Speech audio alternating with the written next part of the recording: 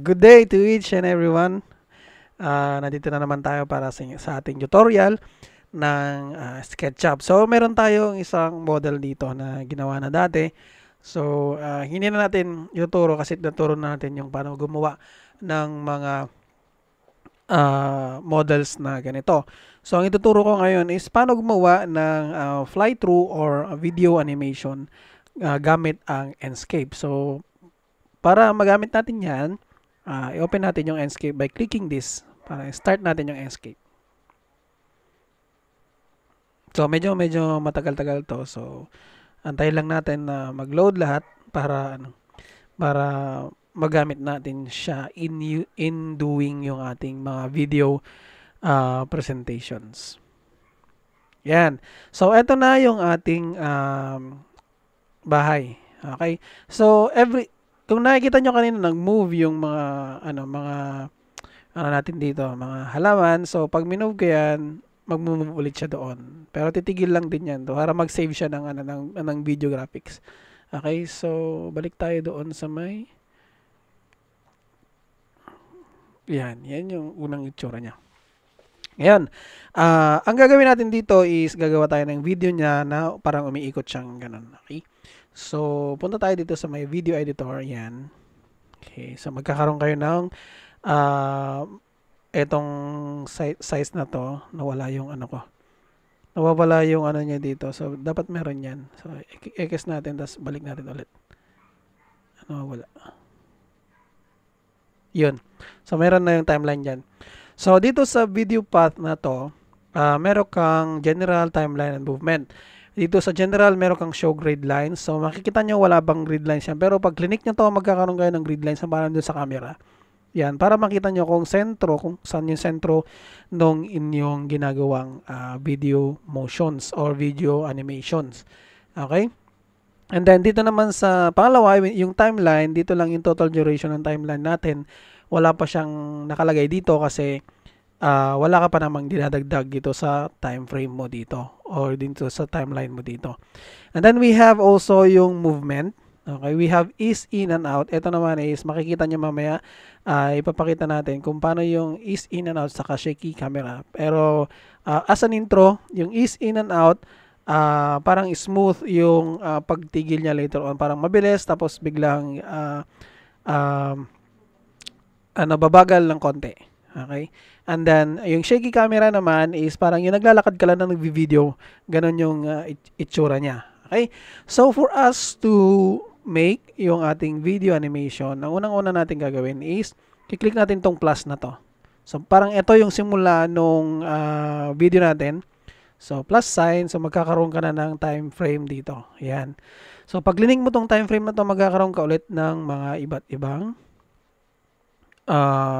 options dito. Okay, mamaya pag-usapan natin yan. Gawa muna tayo nung isang yung ikot niyang ganon. So, ang gagawin natin, i-move natin to. And then, iikot natin siyang ganon. Okay.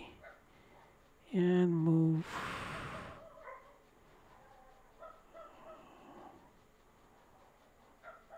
Yan. Move natin yan. Then, plus nyo lang dito sa dulo. Yan, magkakaroon siya ng isang bang timeline ulit doon. And then, i-move natin ulit to.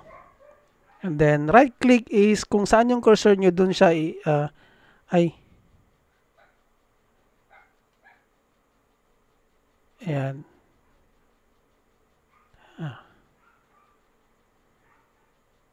Left-click is yung parang inaano mo yung camera mo. Yan, tapos yan siya. And then, add ka ulit dito. Yan. So, meron na tayong tatlong timeline. Tatlo lang muna. So, pag umpisahan natin dito sa una, pag plinay ko yan, ganito yung kakalabasan. Medyo matagal yung pag-play niya kasi ano pa niya yan. So, nakita nyo gumagalaw yung mga puno. And then, gagalaw yan pag ganyan.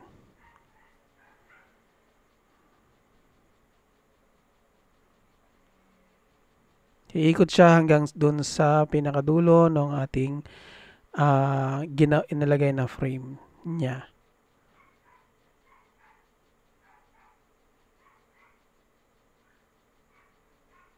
Yan. So, babalik ka ulit. Pag natapos yun, babalik ka ulit dun sa unang frame mo. So, Para makita mo kung nasaan yung video mo, pwede mong exit dito, exit frame na to. Keyframe na yan. Exit mo yan. So, pag sinum out mo siya, makikita mo yung line na to. Yan. Itong line na yan. Yan yung path nung iyong video kanina. So, pwede rin kayo mag-add ng isa pang video na point dito or keyframe dito. Pag clinic mo yan, magkakaroon ka ng another video keyframe. So, pag clinic ko to, pupunta ako dito, madadagdagan ako dito sa may part na to ng isa pang keyframe. Okay? So, ganun siya magdagdag. Another way is, pwede ka din magdagdag ng plus dito. Pag nag-add ka ng plus dito na keyframe, yon, kung saan yung position ng camera, yung current camera mo, doon niya ilalagay yon. So, medyo lumayo yung camera. Para magulo na siya, pag ganun na siya. Kasi dito ka nagsimula, yung simula na yun, tapos dun sa kung saan ka nakaposition, dun niya ilalagay. So, ang ginagawa ko parate is dito sa part na to. Para mas smooth yung transition nila. Kasi ito, ikot na ganun, tapos babalik na ganun, babalik. So, pangit. So, i-control Z na lang natin yon. Undo natin siya. Asan na yung kanina? Ito. So, delete natin yan. Yes. So, ganun pa rin yung ating video. So, halimbawa, hindi pare-parehas yung timeline nito. Halimbawa, gusto nyong pantay-pantay yung pagkakabilis niya. Okay? So, ang gagawin natin is pupunta tayo dito sa may dalawang to. Kasi yung una at saka dulo, hindi nyo yan mapapalitan. Okay? So, eto, click nyo tong una, ay yung pangalawa. And then, nakikita nyo itong timestamp na to. Itong timestamp na to, pwede nyo palitan yan na magiging, sabihin natin 10 seconds sila. Okay? And then, update. So, 10 seconds yan papunta doon.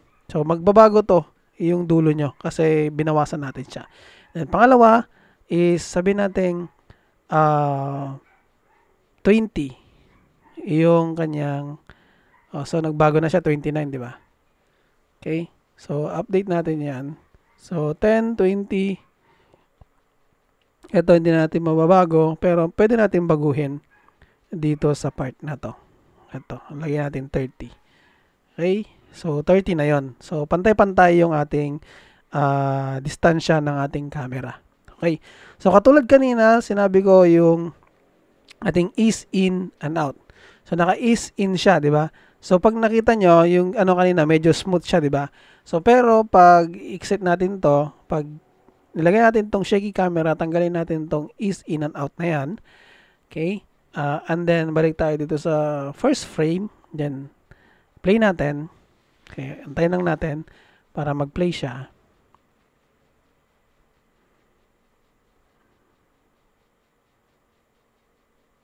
Yan, di ba? Pataas, pababa, pataas, pababa. Para lang siya naglalakad. Yung, yung video natin. O, medyo shaky yung kanyang pagkakakuha. Di ba?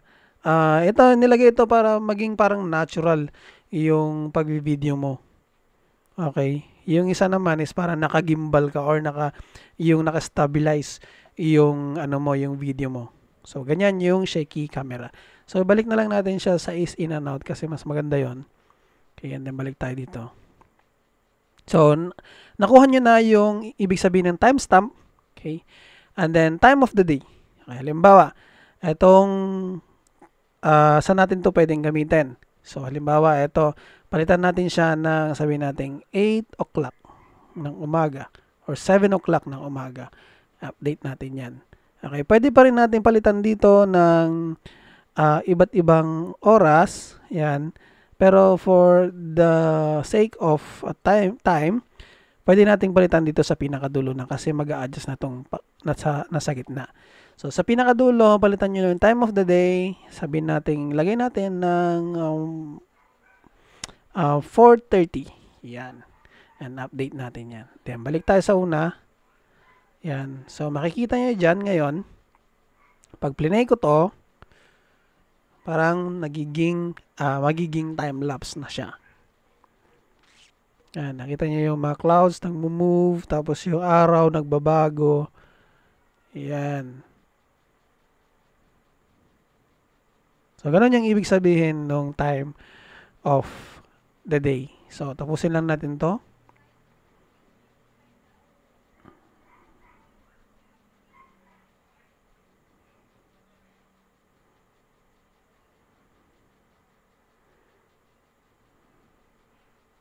Yan. Okay. So, next naman is yung dun sa focal point. Itong focal point na to, hindi to gagana kung hindi nyo in-on yung ating depth of field. So, itong depth of field na to, pwede nyong patayin yung autofocus na yan. And then, yung depth of field natin, palakasan natin para makita nyo. Okay, so medyo blur na siya, 'di ba? So, ito yung tinatawag nilang bokeh effect dun sa camera. So, itong focal point na to, since masyado siyang malapit, 2 meters lang from the bahay, pwede nyong pahabaan yan hanggang dun sa makita nyo yung line na puti. Kung saan yung line na puti na yon, nakita nyo yung ano na yan, yung saan yung line ng puti na yan, yun yung focus niya. So, nakita nyo, mas focus na yung yung dun sa babae. Ganon yung ibig sabihin ng focal point. Para para maging bokeh effect din naman siya. So, pwede natin ilagay yan, and then dun sa dulo din, pwede rin natin ilagay. Okay, so, medyo okay na. So, dito lang naman yung focus natin. Okay? And then, next is yung field of view. Balik tayo dito. Halimbawa, gusto kong yung field of view ko is mas dito, ganyan. Pwede namang i-zoom in, zoom out. Kaso yung field of view mo kasi, mawawala pag ginanon mo siya. Okay? So, balik tayo dun sa scene natin, scene 1. Yan. And then, asan na yan? Video editor. Ito. Balik tayo dito. Yan. So, pag zoom out ko yan, mawawala yung focal point ko. Okay, so balik tayo dito.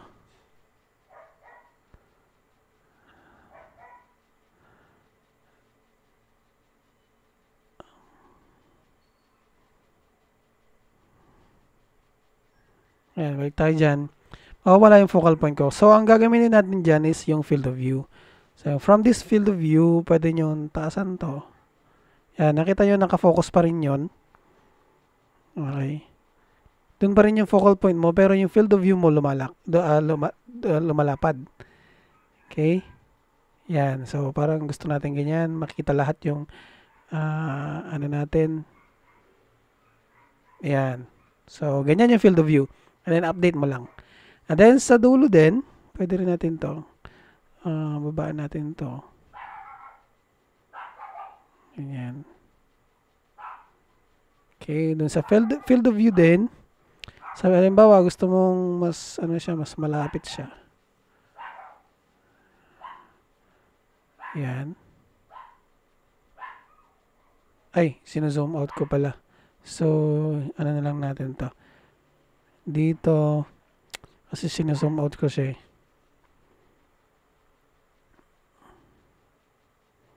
Okay, tapos, babaan natin yung field of view natin para lumaki. And then, baba natin to para mas natural yung kanyang camera. Yan. So, ganun yung ibig sabihin ng field of view. So, pag bumalik tayo dito, update muna natin yan. Pag bumalik tayo dito, and then, i-play natin to. So, lahat ng natutunan natin, ma-apply na dito sa ating video. So, yan. So, may blur background siya. Meron kang time-lapse. And then, meron ka ding yung field of view mo din, lalapit din.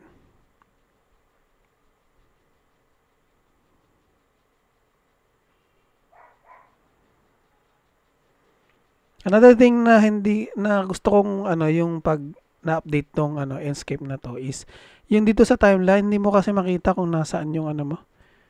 Yung anong tawag dito, yung ganito. Kung saan na siya, yung nagpi-play siya, kung nasaan na yung play. So hindi wala doon sa sa ganun. So after that, pwede ka nang mag-export. Bakit napunta siya doon? Yan. After that, pwede mo nang export. Tapos bahala ka na kung anong resolution yung gagamitin mo, but mostly 60 frames per second yung ginagamit ko. Then export natin yan. And then dito na lang sa downloads, yan. Yan. Antay natin siya mag-export and then i-play na lang natin ulit siya later on. Kasi pag dito sa may natin siya play, medyo nag-stutter siya. Okay, medyo matagal yung exporting nito.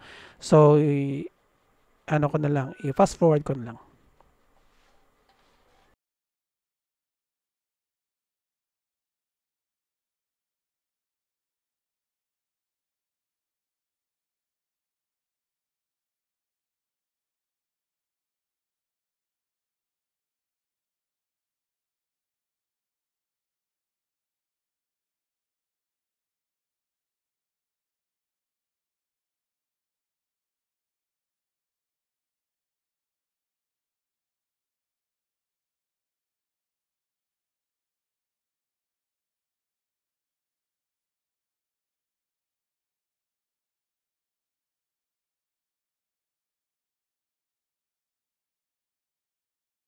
Okay, so yun, tapos na yung ating balik lang tayo dito. Yan. So tapos na yung ating pagre-render nung ating ating model. So pupunta lang ulit tayo dito sa may pinuntahan natin sa may downloads, yan. And then itong escape na to. So i-click lang natin to and then magpe-play na siya. So ito na ngayon yung video na ginawa natin. So mas smooth na siya, wala na siyang hindi na siya nagfi-flicker kanina. Yung mga nakikita nyong umiilaw-ilaw na mabilis na yan is yung sa mga clouds kasi na nasi-shade nung ating araw. So hanggang doon lang muna. So have a good day everyone. At tapusin lang natin itong video and hope you like it and subscribe for more. Salamat!